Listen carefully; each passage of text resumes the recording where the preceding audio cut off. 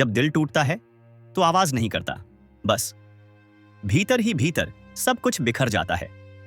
यह कहानी है मणिकंदन और सिंधु की, एक मासूम प्यार की जो हालात के तूफानों में डगमगाने लगा। कॉलेज की रंगीनियां, वो छोटी छोटी हंसी और फिर अचानक जिंदगी का कड़वा सच। जब रिश्तों पर जिम्मेदारियां हावी हो जाएं, जब प्यार के सामने मजबूरी खड़ी हो जाए, तो क्या दो सच्चे दिल हमेशा के लिए जुदा हो जाते हैं? या फिर पछतावे की आग में जलते हुए एक दिन हम खुद से पूछ बैठते हैं, क्या वक्त रहते हमने एक दूसरे को समझा था? चलिए चलते हैं उस सफर पर जहां आंसू हैं, सन्नाटा है और एक उम्मीद कि शायद देर से ही सही प्यार लौट आए।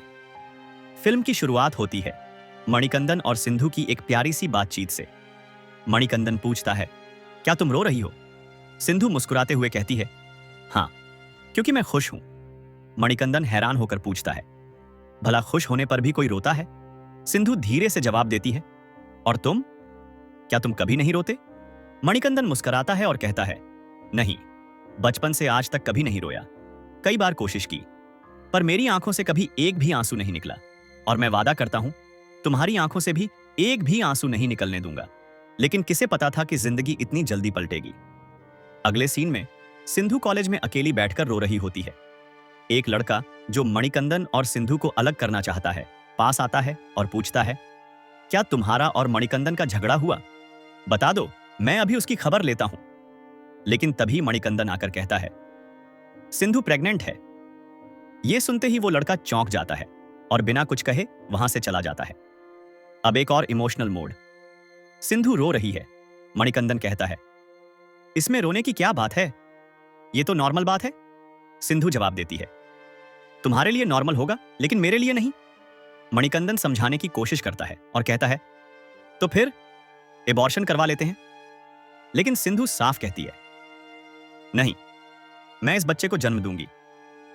मणिकंदन थोड़ी देर चुप रहता है और फिर कहता है, ठीक है, फिलहाल तुम रो मत, तुम घर जाओ, मैं कुछ सोचता हूं।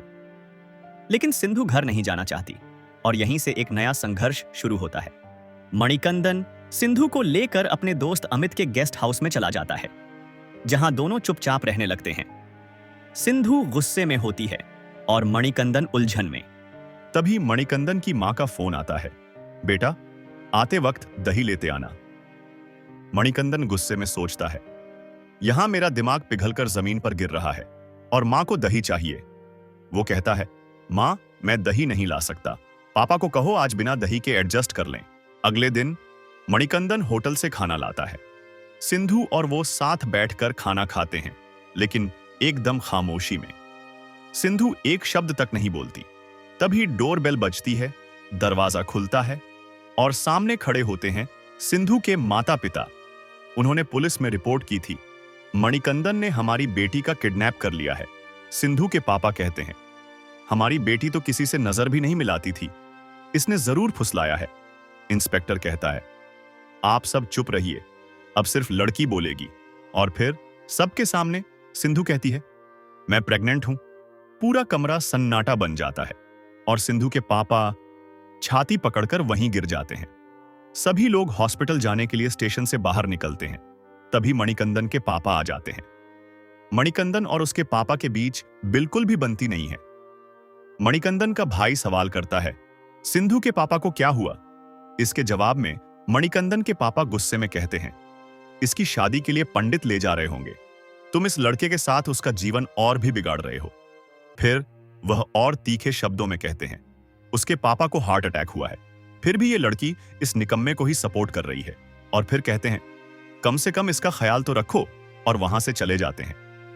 मणिकंदन अमित से कहता है, मुझे नौकरी दिलवा दो। अमित वादा करता है, मैं अपने अंकल की कंपनी में बात करता हूं। अब सिंधु और मणिकंदन अमित के गेस्ट हाउस में रहने लगते हैं, जिससे उन्हें किराया नहीं देना पड़ता। मणिकंदन बैठा रहता है क्योंकि सिंधु उससे बात नहीं करती। फिर सिंधु आती है और उसे गले लगा लेती है, कहती है, मुझे माफ करना, 2 दिन से बात नहीं की।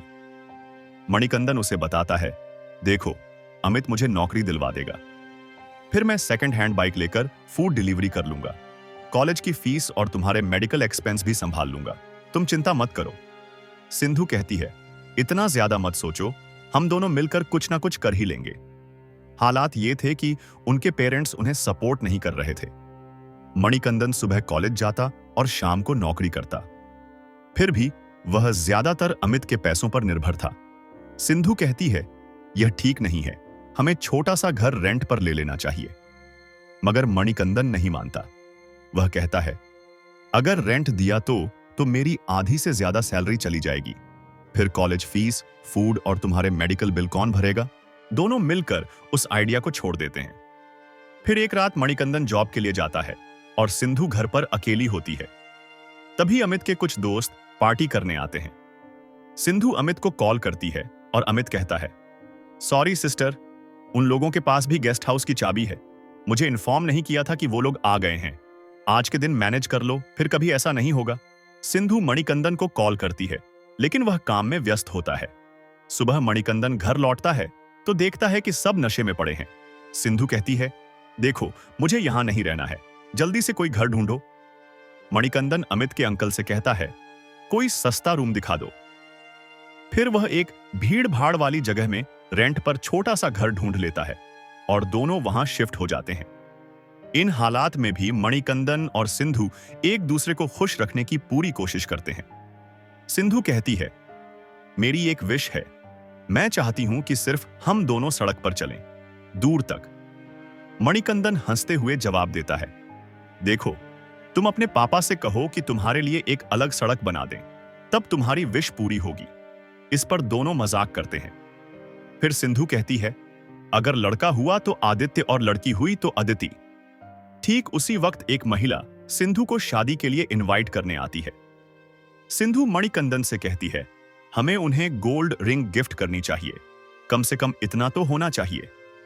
मणिकंदन इस समय की वित्तीय स्थिति को देखते हुए इतना महंगा गिफ्ट नहीं देना चाहता। इस पर दोनों के बीच बहस होती है। सुबह कॉलेज, रात को जॉब और पैसों की तंगी, इन सभी से मणिकंदन को बहुत स्ट्रेस होता है। एक दिन वह शराब पीकर घर आता है, जिस पर दोनों का झगड़ा होता है। अगले दिन सिंधु चेकअप के लिए हॉस्पिटल जाती है और मणिकंदन से बिल्कुल बात नहीं करती। वह कहता है, प्लीज यार, मुझे माफ कर दो। सिंधु चाहती है कि वह शराब न पिए, लेकिन मणिकंदन कहता है, बच्चे के पैदा होने तक शराब नहीं पीऊंगा, पक्का। मणिकंदन सिंधु के लिए गोद भराई कराता है और सभी पड़ोसी उसकी खुशी में शामिल होते हैं। सिंधु भी बहुत खुश होती है। अगली बार जब सिंधु चेकअप के लिए जाती है तो मणिकंदन को भी बुलाती है, लेकिन वह भाई से पैसे उधार लेने गया होता है। फिर सिंधु अकेले डॉक्टर के पास जाती है। डॉक्टर कहती है, तुम्हारा हेल्थ बिल्कुल ठीक नहीं है, अगर तुम अपना ख्याल नहीं रख सकती तो बच्चे का प्लान क्यों किया? और तुम्हारा पति कहां है? सिंधु कोई जवाब नहीं देती और दुखी होकर घर लौट आती है। काम के बीच मणिकंदन के साथी उसे ड्रिंक के लिए बोलते हैं, पर वह मना कर देता है, लेकिन उसे उकसाते हैं। क्या बीवी से डरते हो? मणिकंदन शराब पी लेता है। घर पर सिंधु गुस्से में कहती है, बच्चे से वादा करके फिर शराब पीकर आए हो। अगली सुबह सिंधु कहती है, तुम बार बार ऐसा क्यों करते हो? तुम्हें मेरी तकलीफ समझ में नहीं आई? मणिकंदन कहता है, क्या सिर्फ तुम्हें तकलीफ है, मुझे नहीं है क्या? दिन रात मशीन की तरह पैसा कमाने में लगा हूं, ऊपर से पढ़ाई भी करता हूं। मैंने तो अबॉर्शन करने को कहा था, लेकिन तुमने जिद पकड़ ली थी कि बच्चों को पालूंगी, अब भुगतो। उसकी यह बात सिंधु को बहुत चुभ जाती है और फिर दोनों में झगड़ा होता है। मणिकंदन गुस्से में बाहर चला जाता है। कुछ देर बाद सिंधु को लेबर पेन शुरू होता है। वह मुश्किल से फोन उठाकर मणिकंदन को कॉल करती है, लेकिन वह फोन नहीं उठाता और बार बार कॉल कट कर देता है। सिंधु दर्द से तड़प रही होती है। उसकी एक पड़ोसी उसे खाना देने आती है और उसकी हालत देखकर उसे हॉस्पिटल ले जाती है। पड़ोसन सिंधु के पेरेंट्स को इन्फॉर्म करती है और हॉस्पिटल आ जाते हैं। सिंधु के पेरेंट्स परेशान होते हैं कि उनकी बेटी का यह हाल हो गया है। मणिकंदन घर लौटता है तो पड़ोसी उसे हॉस्पिटल जाने को कहती है। वह जल्दी से हॉस्पिटल पहुंचता है, लेकिन वहां सिंधु और उसके पेरेंट्स नहीं होते। उसका भाई बताता है कि सिंधु अपने पेरेंट्स के साथ चली गई है। अब मणिकंदन सिंधु के घर जाता है, लेकिन किसी और जगह शिफ्ट हो गए हैं।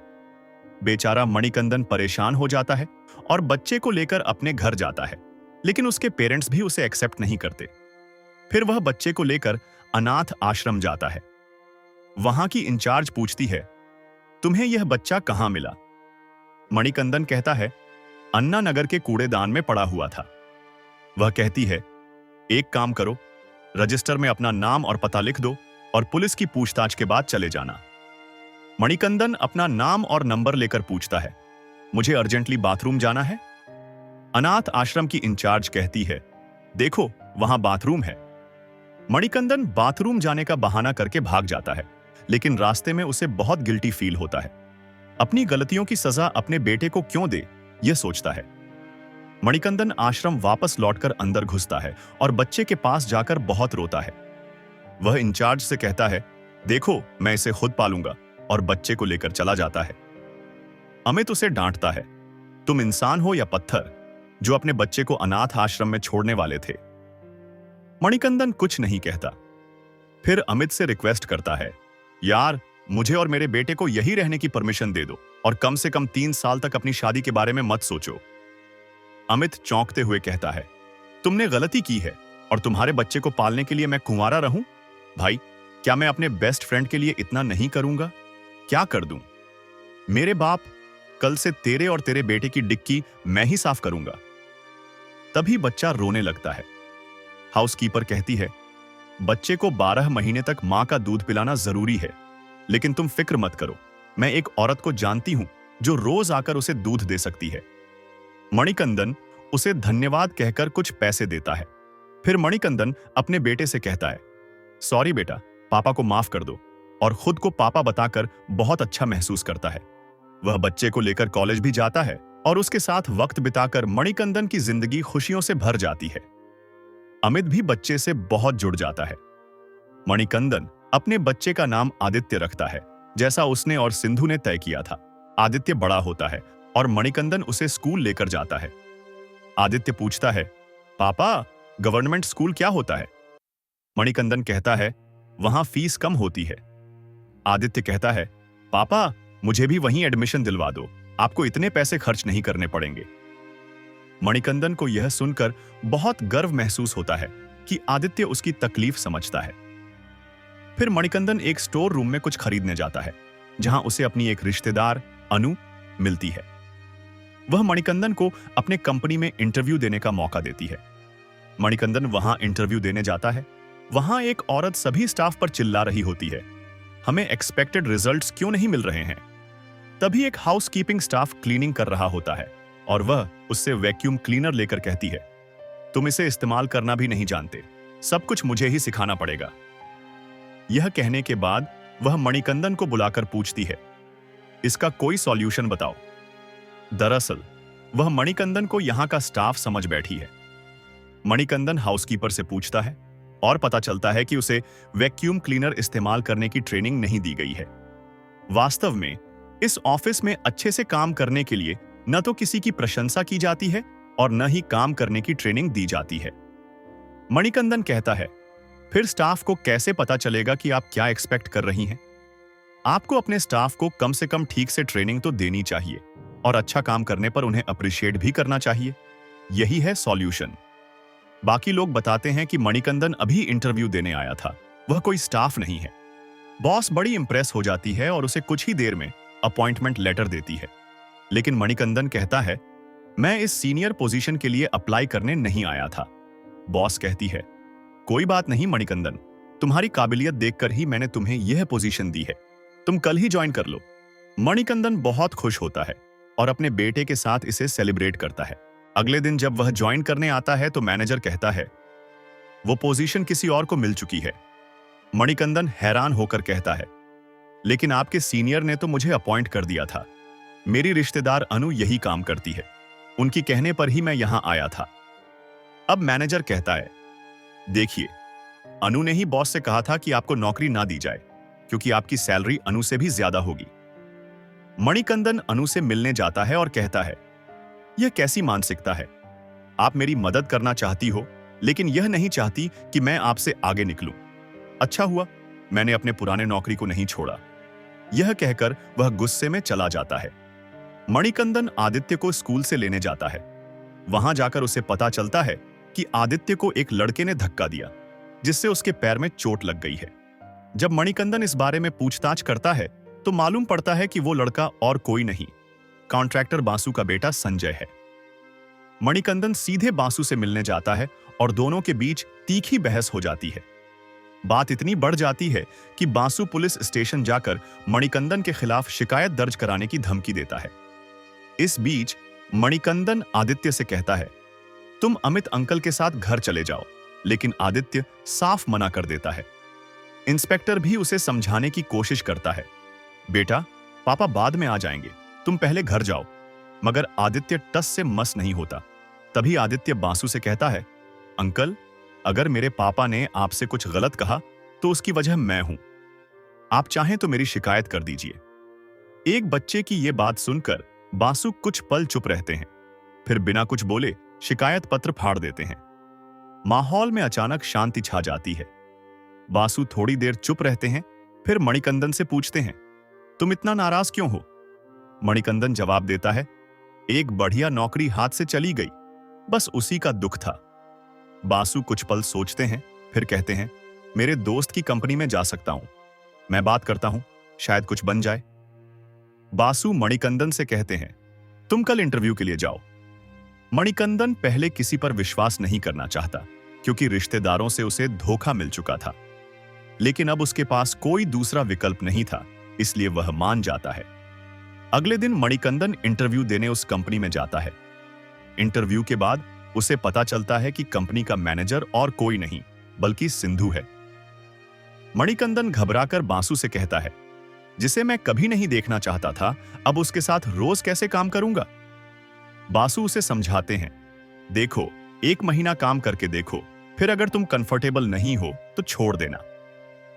मणिकंदन और अमित की बातों से आदित्य को पता चलता है कि उसकी मां उसे छोड़कर जा चुकी थी, लेकिन मणिकंदन से इतनी मोहब्बत मिली कि उसे मां की कमी महसूस नहीं हुई। अगले दिन मणिकंदन ऑफिस जाता है, सिंधु को अवॉइड करके अपना काम करने लगता है। वह टीम लीडर है और उसकी टीम में 5 सदस्य हैं। इनमें से एक सदस्य सरवनन है, जो खुद को सबसे होशियार मानता है। वह मणिकंदन से कहता है, मैं सिंधु को पसंद करता हूं और उसके बारे में सब कुछ जानता हूं। यह सुनकर मणिकंदन को हंसी आ जाती है। एक दिन मणिकंदन और सरवनन लंच कर रहे होते हैं, तभी एक आदमी सिंधु से बात करके चला जाता है। सरवनन कहता है, यह सिंधु का होने वाला पति है, लेकिन एक और आदमी है जो सिंधु को परेशान करता है। राहत है, वो कहीं बाहर गया हुआ है।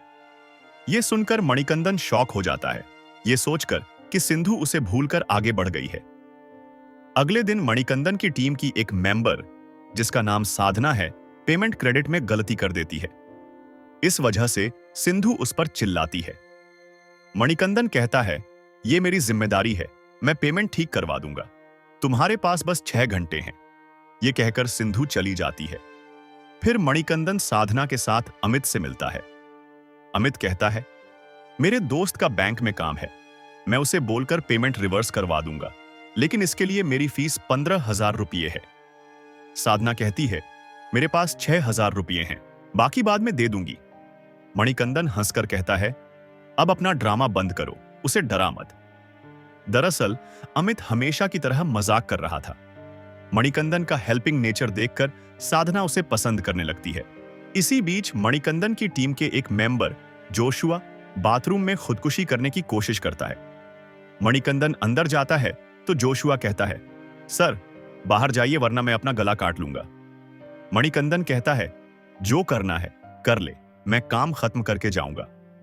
और सुन, अगर तूने गलत नस काट ली तो तुझे जिंदगी भर किसी पर बोझ बनकर जीना होगा, सोच समझ के काटना। जोशुआ कहता है, सर मैं बड़े ठाठ से अंदर आया था, अगर मैंने खुदकुशी नहीं की तो सब मेरा मजाक उड़ाएंगे और मेरी इमेज खराब कर देंगे, कोई तरीका तो बताइए।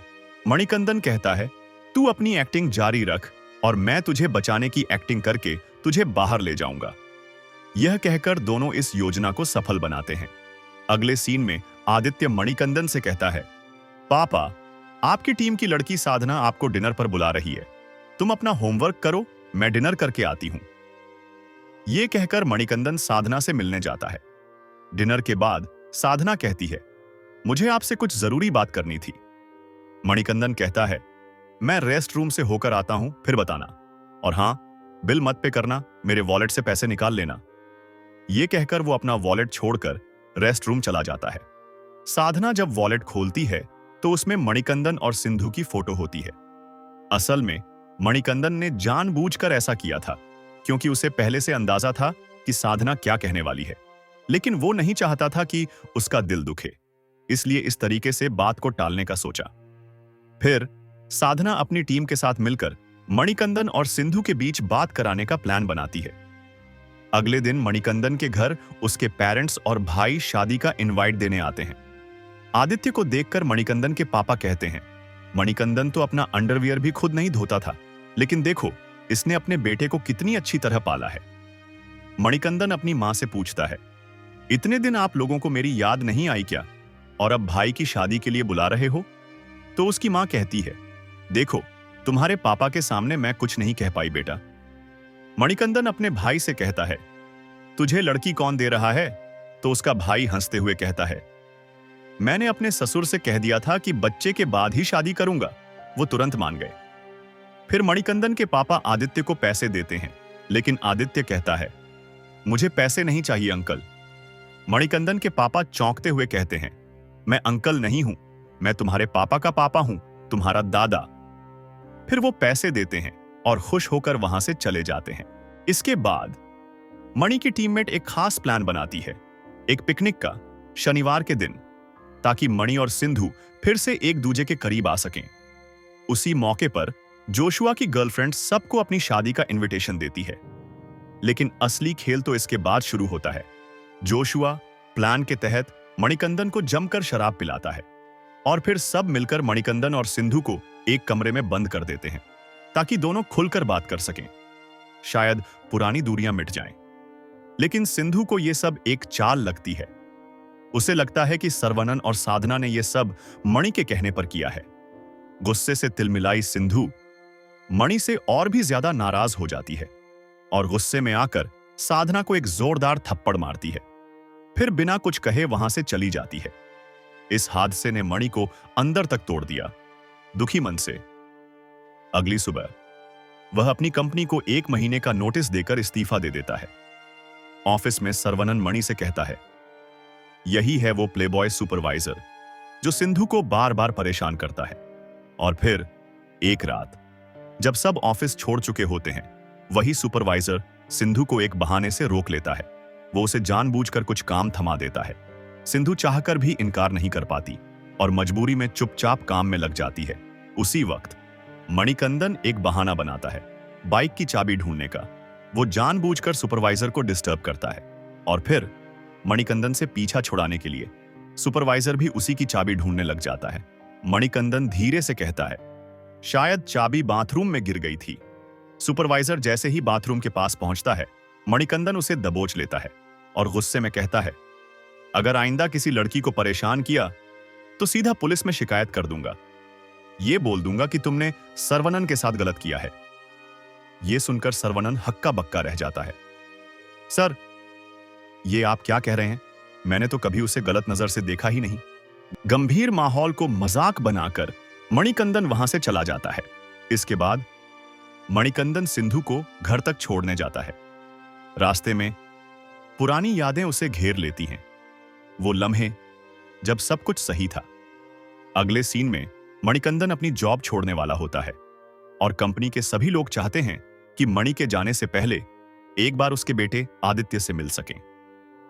आखिरी दिन मणिकंदन आदित्य को ऑफिस लेकर आता है। सब उसके साथ खेलते हैं, हंसते हैं और कुछ देर के लिए वक्त जैसे थम जाता है। तभी आदित्य सिंधु के पास जाकर चुपचाप चिपक जाता है। सिंधु मुस्कुराकर पूछती है, तुम्हारा नाम क्या है? वो मासूमियत से जवाब देता है, आदित्य। ये नाम सुनकर सिंधु जैसे एक पल के लिए रुक सी जाती है। वो फौरन पूछती है, पापा का नाम क्या है? आदित्य कुछ कहने ही वाला होता है कि सरवनन उसे टोक देता है, चलो बेटा अब निकलते हैं। पर आदित्य बोल ही पड़ता है, मणि। और उसी पल सिंधु की आंखें भर आती हैं। उसे समझ आ जाता है ये उसका ही बेटा है। तुरंत ही सिंधु अपने पापा को कॉल करती है। पापा फोन पर रोते हुए कहते हैं, माफ कर दे बेटी, मैंने ही तुम दोनों को अलग किया था। अब सिंधु को एहसास होता है उससे एक बहुत बड़ी गलती हो गई थी। वो फूट फूट कर रोने लगती है और फिर भागकर मणिकंदन के पास जाती है। ऑफिस के सभी लोग उन्हें अकेला छोड़ देते हैं। सरवनन आदित्य को बाहर ले जाता है और अब मणिकंदन टूटी आवाज में पूछता है, जब तुम बच्चे को इतना चाहती थी तो उसे छोड़कर चली क्यों गई? सिंधु आंसुओं में भीगी हुई आवाज में बताती है, पापा ने कहा था कि बच्चा मरा हुआ पैदा हुआ और यह सब तुम्हारी गैर जिम्मेदारी की वजह से हुआ। उसी गलतफहमी में मैंने तुमसे रिश्ता तोड़ लिया। माफ कर दो मणिकंदन। मणिकंदन उसकी आंखों में देखता है और उसे प्यार से शांत करता है। थोड़ी देर बाद वो बाहर जाता है और आदित्य को लेकर आता है। आदित्य, देखो बेटा, यही तुम्हारी मां है। आदित्य दौड़कर सिंधु से लिपट जाता है और सिंधु उसे गले से लगा लेती है। मणिकंदन की आंखें भर आती हैं और एक अधूरी सी जिंदगी फिर से पूरी हो जाती है। मणिकंदन और सिंधु की कहानी प्यार से शुरू हुई थी, पर जैसे जैसे वक्त बीतता गया, रिश्ते के बीच की दूरी बढ़ती चली गई। जो कभी साथ थे, वो अब अजनबी बन गए थे। सिंधु की आंखों में वो सुकून नहीं था जो मणिकंदन की आदाओं में था। दो दिल जो कभी एक थे, अब आपस में बिखर गए थे। क्या वाकई हम वो समझ पा रहे थे जो हमें चाहिए था? शायद नहीं। कभी कभी प्यार का मतलब सिर्फ पास होना नहीं, बल्कि एक दूसरे को सही तरीके से समझ पाना भी होता है। और जब यह समझ खो जाती है तो कोई रिश्ते का मोल नहीं रह जाता। यही थी मणिकंदन और सिंधु की कहानी। एक ऐसा अंत जो शायद किसी ने उम्मीद नहीं की थी।